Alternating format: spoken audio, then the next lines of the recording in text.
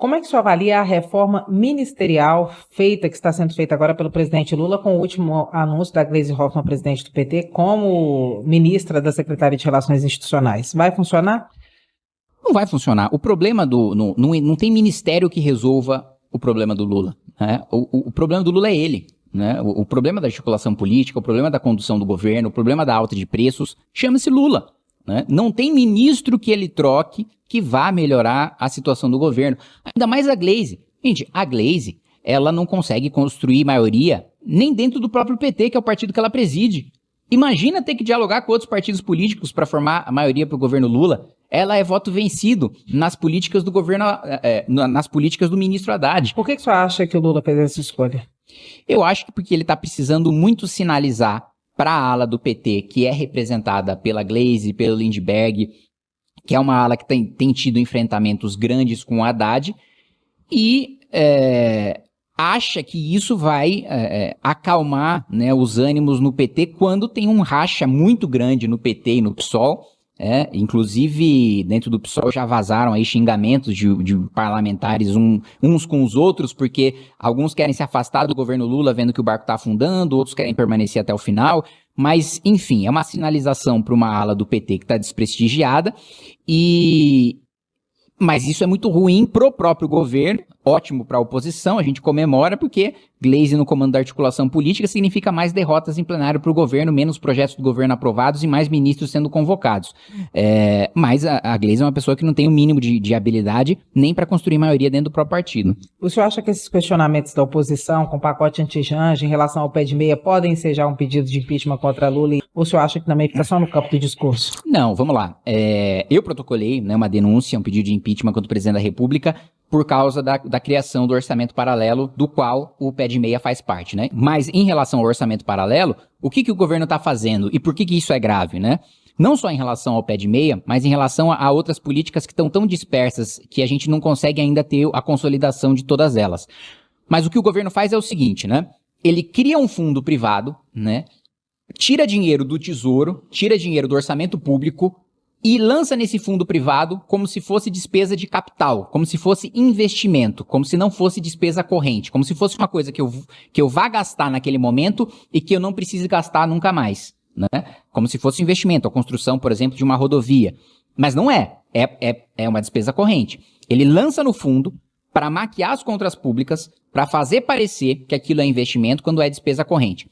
E por que o governo faz isso? Para violar uma regra constitucional, que é a regra de ouro, que impede que o governo tome dinheiro emprestado para fazer despesa corrente. Ou seja, o governo só pode tomar empréstimo se for para investir. Eu só posso endividar as futuras gerações se for para eu construir uma estrada, uma rodovia, uma ferrovia, uma hidrelétrica, uma termoelétrica que vá beneficiar as futuras gerações. Eu não posso comprometer, né, os nossos filhos, os nossos netos, com um benefício que só vai ser usufruído pela nossa geração. Esse é o princípio da regra de ouro da Constituição. E ele está usando esses fundos privados para burlar, porque aí ele toma empréstimo, lança como despesa de capital e gasta todos os anos como despesa corrente no pé de meia. Isso é gravíssimo, assim. Isso, assim, em qualquer país europeu, nos Estados Unidos, no Canadá, no Japão, nos Emirados Árabes, era assim, e o sujeito sendo preso. Crime de responsabilidade, é esse comportamento. Isso, crime de responsabilidade. Isso. Seria crime de responsabilidade? Sem dúvida nenhuma, que enseja o impeachment,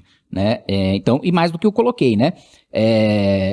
Em qualquer país sério, democracia séria, né? Não só um crime de responsabilidade, mas seria também um crime comum. O Procurador-Geral da República já estaria em cima do presidente, pedindo prisão do presidente da República, pedindo para a Câmara iniciar, né, um processo de afastamento do presidente. Mas, como a gente está no Brasil em que o absurdo é uma coisa que se tornou corriqueira, as coisas passam como se não tivessem valor, né? O senhor prevê alguma medida nesse sentido? Não, o que a gente precisa agora é fazer, a denúncia está protocolada, o que a gente precisa agora e você já tem o relatório do Tribunal de Contas da União mostrando que o gasto é ilegal, né? Inclusive, acho errado o Tribunal de Contas da União abrir prazo para o governo regularizar o gasto. Porque está irregular, ele precisa ser punido pela irregularidade. Não tem negociação política com o Tribunal de Fiscalização, né? Ainda mais um tribunal vinculado ao Poder Legislativo. Mas, enfim, foi feito o relatório, está atestada a irregularidade do gasto, assim como a pedalada foi atestada também pelo Tribunal de Contas da União na época do impeachment da Dilma. Agora, também essa manobra foi só no caso do pé de meia, mas tem outros fundos, mas foi no caso do pé de meia atestada pelo Tribunal de Contas. Falta agora a mobilização popular para que a Câmara seja arrastada, porque isso até é uma lei da física, né? O status, né, a tendência, né, dos corpos é sempre a inércia, é sempre permanecer ou parado, permanecer em movimento, é sempre manter o status quo, né? Então, para ter uma mudança de regime, para ter uma queda de presidente da República, você precisa empurrar o Congresso Nacional ladeira acima para que ele, sentindo a pressão popular, veja que não tem mais condição de manter aquele governo, como nós fizemos com a Dilma. Bolsonaro joga isso no lixo quando ele pega toda a mobilização popular e transforma num palanque para ele. Então o senhor acha que está descartada a possibilidade de acontecer com Lula? Eu acho muito difícil. Agora, o orçamento deve ser votado na próxima semana na comissão mista. O senhor acha que vai sair da forma como o governo quer ou não? Vai ter muita alteração? Qual que é a expectativa? E emendando nesse assunto de economia mais internacional, queria que o senhor falasse um pouco da relação Brasil-Estados Unidos, dessas taxações, essa troca de taxações. Bom, primeiro, é uma esculhambação, a gente está em março, né, e estamos sem orçamento. Basicamente, o governo está vivendo da regra do duodécimo, que é você receber a cada mês um dozeavos daquilo que foi, da peça orçamentária que foi enviada pelo governo no ano anterior. Então, vamos lá, estamos já março, passou o carnaval e a gente ainda não tem orçamento aprovado. A comissão mista vai analisar agora. Não tenho a menor dúvida de que vai ter modificações em relação àquilo que o governo enviou. Quais são as modificações? Não sei, não acompanhei as discussões porque eu não sou membro da comissão mista de orçamento, mas que vai ter alteração. E que tanto o projeto enviado pelo governo como as alterações a serem feitas pelo Congresso, todas elas tendem a ser prejudiciais para a população. Disso eu não tenho dúvida vendo os movimentos que foram feitos nos últimos anos. Em relação, né, a Brasil e Estados Unidos, primeiro, eu acho que é um erro grotesco do Itamaraty responder, enquanto Ministério das Relações Exteriores, uma manifestação de um departamento, né, do Departamento de Estado americano, do Ministério das Relações, o equivalente ao Ministério das Relações Exteriores americano, né, porque foi uma divisão, né, do Ministério americano que fez uma manifestação em relação a decisões judiciais aqui no Brasil, proferidas principalmente pelo ministro Alexandre de Moraes. E aí vai o Itamaraty e responde enquanto instituição, né? Então é como se a gente estivesse jogando um tiro de canhão numa barata, né? Um departamento do Ministério Estrangeiro faz uma nota, uma manifestação, e aí o Ministério inteiro responde como se a opinião daquele departamento americano representasse todo o governo americano, o que não é verdade. O que isso gera? Isso gera uma animosidade, né, que faz com que os Estados Unidos elevem. Isso, assim, vamos lá, também não vamos ser ingênuos, né? Trump também elevou as tarifas, o imposto de importação em relação ao aço brasileiro na sua outra gestão, no seu outro mandato, né? Então, não duvidaria nada que, independentemente do que acontecesse, independentemente das nossas relações, o Trump fizesse isso de novo. Agora, ele está estendendo isso para outros setores muito por causa da animosidade que o próprio governo brasileiro está criando. E a gente tem que pensar na nossa posição, né? Infelizmente, nós não temos a economia e nós não temos a relevância dos Estados Unidos. Então, nós não temos a mesma condição de negociar ou a mesma condição de retalhar que os Estados Unidos têm, né? Então, a gente vai impor imposto de importação em cima daquilo que a gente precisa importar dos Estados Unidos, porque a gente não é autossuficiente. A gente vai encarecer aquilo que a gente compra, né, principalmente a nossa indústria, o nosso agronegócio, que a gente compra dos Estados Unidos, e, ao mesmo tempo, os nossos exportadores ficam prejudicados, porque também vai ter o aumento no petróleo bruto e em outros produtos que a gente exporta para os Estados Unidos. Você vai ter essas tarifas impostas, tarifas que não tinham sido impostas no primeiro mandato do Trump, que eu acho que tem que ser a nossa referência para entender quais são as tarifas que ele iria nos impor, independentemente de quem está no governo ou que o governo brasileiro faça, e quais são as tarifas que ele está impondo por causa do estremecimento da relação diplomática, né? Deputado, o senhor vai ficar de olho nas falas e nos atos do Lula fazendo a fiscalização que a Câmara normalmente faz, como o senhor fez no último episódio do ovo de Ema que o senhor levou à Procuradoria-Geral da República? Esse pente fino que a oposição está passando de forma organizada, individualmente, o senhor está fazendo também? Sim, mano, sem dúvida nenhuma, né? Acho que você pegar o parlamentar que mais tem representações à Controladoria-Geral da União, ao Tribunal de Contas da União, à Procuradoria-Geral da República, convocações também de apresentação de convocações e aprovação de convocações de ministros, sou eu. E também requerimentos de fiscalização que também são aprovados na Comissão de Fiscalização, que no ano passado a gente não conseguiu trabalhar na comissão, porque foi presidida por um petista, mas no ano retrasado a gente conseguiu avançar e pelo menos expor o que está acontecendo para a população, coisa que eu espero que volte a acontecer nessa sessão legislativa nesse ano, né? Agora, é o que eu coloquei, inclusive no vídeo que eu falo sobre a questão do ovo da Ema lá, que qualquer coisa, qualquer ilegalidade que o presidente da República cometer, eu vou estar lá para fiscalizar, para apresentar uma representação, enfim, não interessa o que seja, se tem um ditado famoso aí que é dura lex sed lex, né? A lei é dura, mas é a lei. Então, independentemente do que ele faça, esteja violando a legislação, ele vai ser responsabilizado por isso. Na empreitada do PL, do Eduardo Bolsonaro, para pegar a Comissão de Relações Exteriores, o senhor acha que isso poderia ser uma boa ou não? Olha, sinceramente, eu acho que não tem nenhuma relevância o deputado Eduardo Bolsonaro presidir a Comissão de Relações Exteriores, porque ele já é um deputado que, em todos os seus mandatos, ele fica usando o dinheiro público para viajar o mundo, né? E sem grandes resultados para o Brasil. Ele presidir a Credem é só mais uma desculpa, é só mais um instrumento, a presidência da comissão, para ele ter essas passagens pagas pelo poder público sem trazer resultado nenhum.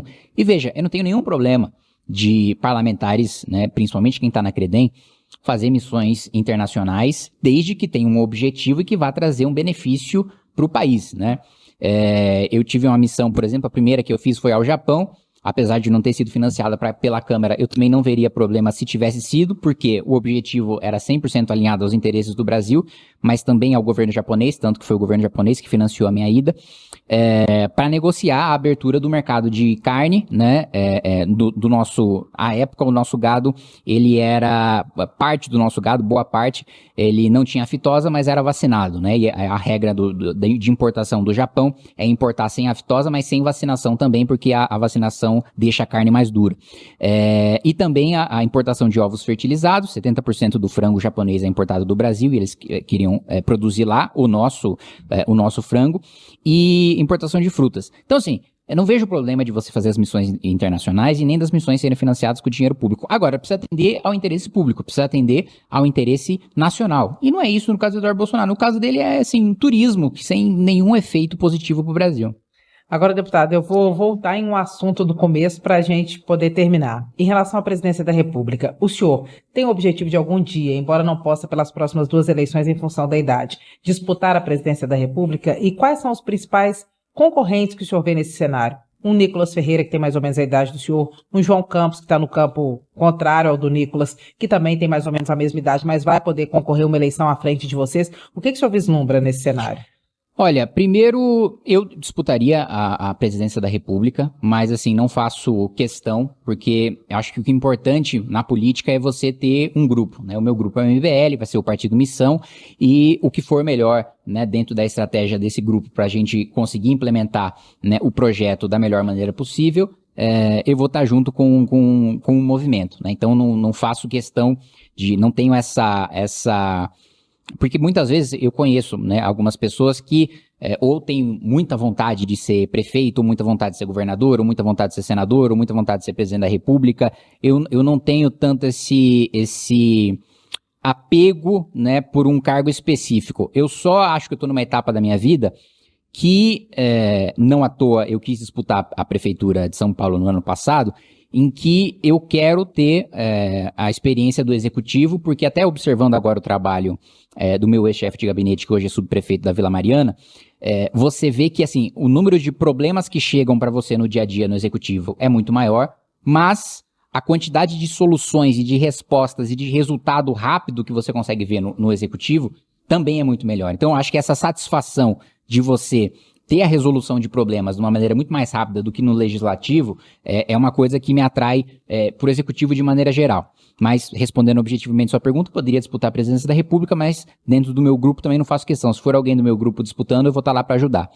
No outro ponto, sobre concorrentes, eu acho muito difícil falar sobre concorrentes, porque, assim, ano que vem já pode ter uma mudança drástica no quadro para presidente de 2026. Imagina a gente falar... Alguém morrer, alguém ser preso, qualquer coisa. O senhor acha que o Bolsonaro, por exemplo, pode ser preso? Eu acho que vai ser preso esse ano. Eu não acho que a Procuradoria-Geral da República apresentaria denúncia se não fosse prender esse ano. Né? Você não tira a arma do coldre, uma arma ainda mais dessa magnitude, para não atirar. Né? Isso, para mim, está muito claro. Mas, voltando para sua pergunta, se já é difícil você traçar um cenário para 26, por exemplo, eu apostaria, e a maior parte das pessoas com quem eu converso tem uma opinião diferente da minha, que o Lula não é candidato. Eu acho que o Lula não é candidato porque, primeiro, por questão de saúde, e segundo, pela avaliação, né, de que ele próprio não venceria a reeleição e dele não querer fechar a biografia com uma derrota, né? E manter o Bolsonaro como o único que disputou a reeleição e perdeu, e não entrar o Lula para a história com essa mácula. Acho que essa questão de vaidade pega ele e amigos dele, do grupo político dele.